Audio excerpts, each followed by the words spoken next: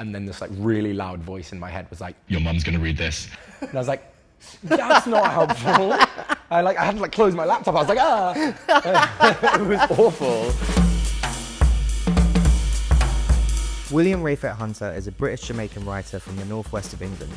Their non-fiction writing has been published by Vice, Dazed and the Evening Standard. This summer saw the release of their debut novel, Sunstruck, a book about looking for love, about finding it in the wrong places, about power and desire and friendship. The book won the Murky Books New Writers Prize 2022, and Will has been listed as one of the Observer's best new novelists for 2025. Hello, I'm not Ralph, this is Will. Hi, not Ralph. We're in Coven in Hackney Wick today. Will, what would you like to talk about? I would like to talk about where the artist ends and the art begins. Okay, let's go. Foucault. I have written a novel and... Oh wait, hold on, now's a really good time where I can aggressively brandish it. Yes, Sunstruck, my debut novel. And I think something that happens a lot with debut novelists is that people want to believe that it is about you. The book, kind of some crazy stuff happens, and it's fiction. Like I made it up, and that is the part of my job Wait, that what? I really like. Yeah, What? I just get to make stuff up. I get to make people up and like get them to do little things. It's like The Sims, but with words. Exactly, and like people pay for my Sims, you know? It's great. But what I've come up against, not against, but what I've like encountered a lot recently is people really wanting to know how much of it is me, how much of it is autobiographical, and like the answer really is like none of it because it's made up, but also all of it. Yeah. Because like to make it feel real, I've just like plucked so much stuff from my real life.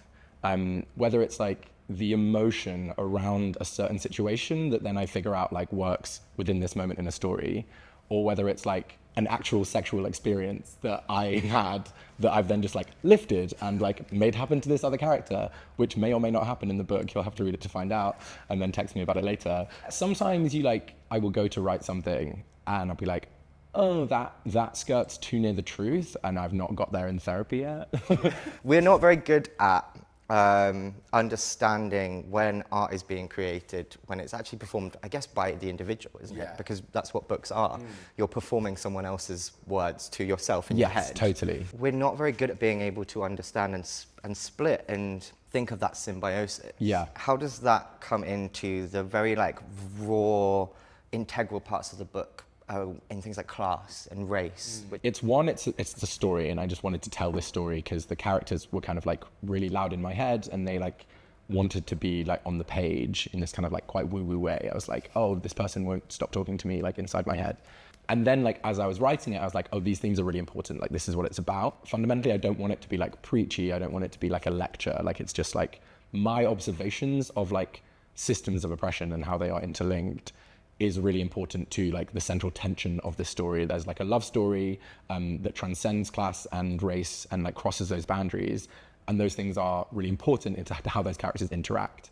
And that's come from like my observations and my experiences of like both of those things. You have to marry this like duty to the story and then also like kind of my personal politics leaking into it, but like without it feeling like ham-fisted or obvious.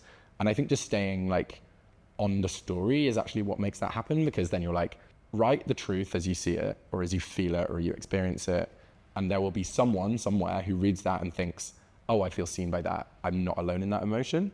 And what does the weight of that do to you during the writing process? It can be a total block. I think a piece of advice that I was given by a friend was just like, do not think about the audience, do not think about your readers, do not think about the critics, do not think about reviews at all while you're writing. If I was trying to hold all of that in my head while like trying to write an emotional scene, it comes out bad. There's a few sex scenes in the book, and I remember so distinctly writing one of them and getting like halfway through, it was just getting kind of spicy, and then this like really loud voice in my head was like, your mum's gonna read this. and I was like, that's not helpful. I had to like close my laptop. I was like, it was awful. And then I had to like leave it for a bit and then go back and be like, don't think about your mum. And then obviously I couldn't write for ages. You just have to like shut off the part of your brain that is thinking into the future and just be like, what am I trying to do right now? It's kind of that thing of like, when you're on a run being like, I'm not gonna check how many kilometers I have left because if I know, I will stop now. Yeah. And if I keep going, like if I run for another 100 meters, I'll be closer to the end. Yeah. Like I was just running so slowly and it felt awful and I felt really bad in my body, but I'm going to keep running and then it gets easier. And you're like, that passage I just wrote is dog shit. But like, I can't go back and edit it. I need to like keep going. Snippets of this book were written as you were working as a doctor. Yes. How does one hold all of that in one's head? I'm gonna bust the myth. One doesn't. It was so hard. Yeah. I started writing it sort of in earnest in lockdown because I was working in A&E during like the first and second and third waves of COVID. Famously chill time to be a doctor. Yeah. But I've always, the way that I coped with like the busyness of medicine and like working in the hospital before was to surround myself with like people and like fun, interesting, like high octane stuff. And then when COVID hit, all of the avenues to like blow off that steam or like distract myself just like went away. So my brain was like, maybe write a book. So I was doing both at the same time. And guess what? I burnt out. Wait, no, what? Yeah. Believe it or not, that wasn't sustainable. So I eventually got to a point where I was like, okay, which one of these is more important to me? And I'm sorry to the NHS and all the patients who are waiting, but it was the book. In the process of like opening the box of my emotions to write the book and to like really get into the intensity of some of my feelings, that ability to switch, I realized I'd not really been very good at that. I just thought I had. And I kind of think that's true of a lot of doctors and a lot of healthcare professionals, is like you're taught to like switch off your emotions. That's not physiologically possible or like psychologically is damaging. Like you're teaching people to like psychologically split themselves. It's not super good for the brain. I actively remember driving home from shifts in the hospital and like trying to forget, and it kind of worked. I'm sure it's in a box somewhere. I asked myself a really serious question. I was like, okay, do you want to be the type of person who is able to like get your hands dirty in the like the weeds of like emotion and the human experience and to like understand that and pick it apart and feel it? Or do you want to be in this career that you've worked really hard for, that you get a lot of joy out of and is really important, but you like, you know now that you are like switching off this emotional side of you, and like that was the choice I ended up making. How did you make that choice? A few things happened in a row. One was that I went to my grandfather's funeral the morning after Glastonbury. Yeah.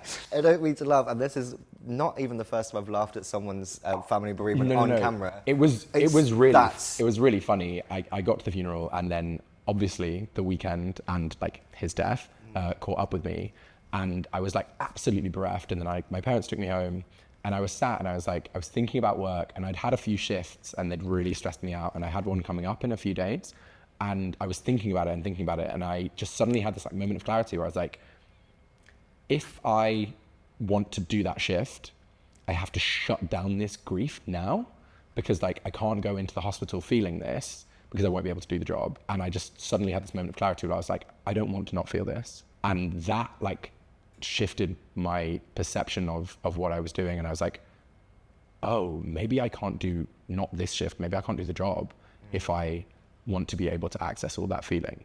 And that version that you chose, obviously, you know, Murky Prize and now Observer New Novelist of 2025 to watch, something like that. Yeah, to watch. Yeah. Like that. I was close enough. That's big. That's huge. Yeah. How does that feel?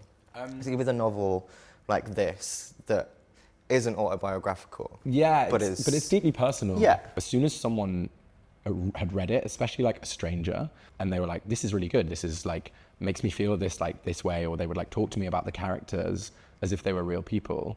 I was suddenly like, wait, how do you know? I made these people up. Freak. Yeah. Like, what are you talking about? And then I was like, oh, I've made something that people will connect to. And so like, it doesn't belong to me anymore. And I think that's been the weirdest part of it. And the loveliest part is that like, it's no longer mine. It belongs to like everyone who reads it. To freak you out. You have no control over the even the most minute things that people will add to your words. Totally, yeah. How does that feel? It's kind of gorgeous. Right. I think I hope like for someone that like the book is important to them. And like I've had people like contact me and say that they've like really identified with it and like had like an almost identical experience in some ways, or like at least emotionally. And like, I think that idea is gorgeous. Not listening to the critics, not thinking about how it's being received is such good advice. But how does one then do that? Because presumably you're now thinking about your next project. You're now trying to work on that at the same time as Yes. this is finding its feet and finding its life independently of you. Yeah, it's hard. I had a meeting with my agent last week because I sent her a panicked 2 a.m. email. Which those are the best ones. Yeah, like, yeah. And do you still love me? And I'm really sorry. Yeah. And I was like outlining the entire book in the body of this email, and she was like, "Can you put this in like a Word document?" And I was like, "Yeah, absolutely." But just I was really panicked about it. I'm looking at like bigger themes. I'm looking at like immigration. I'm looking at like Jamaican identity, and then also like it's across 3 generations. And so I'm looking at like all these big things. And then I was like, do I weave in this like queer story? And if I do, will I have time? And like, what will people think? And will people say that I've not given it enough time? And will people say that it's not my story to tell? And blah, blah, blah, blah. And then she was like, you're thinking about the book tour. You're thinking about the book tour for this book that you haven't written. You're making up a guy and getting mad at him.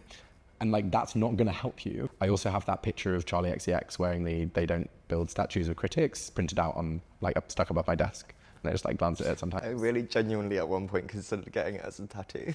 Like, really, really thought about it.